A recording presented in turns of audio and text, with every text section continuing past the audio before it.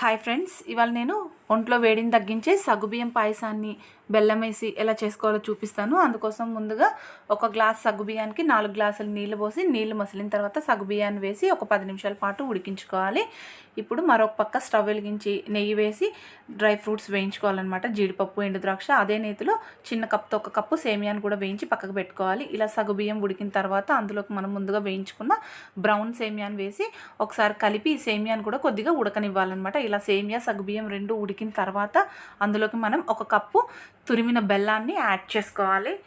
ఇలా బెల్లం వేసి 1 నిమిషం పాటు ఉడికిన తర్వాత ఈ బెల్లం మొత్తం సగ్గుబియ్యంలో మిక్స్ అయిపోవాలన్నమాట. ఇలా బాగా మిక్స్ అయిన తర్వాత ఒక గ్లాసు కాచిన పాలను కూడా ఇందులో యాడ్ చేసుకొని ఒకసారి బాగా మిక్స్ చేసి ఒక 2 నిమిషాల పాటు ఉడికిన తర్వాత డ్రై ఫ్రూట్స్ అలాగే ఇలాచి పౌడర్ వేసి ఒకసారి బాగా మిక్స్ చేసుకొని మరొక నిమిషం పాటు ఉడకనిచ్చి స్టవ్ ఆఫ్ చేసేసుకుంటే ఒంట్లో వేడిని తగ్గించే సగ్గుబియ్యం పాయసం రెడీ.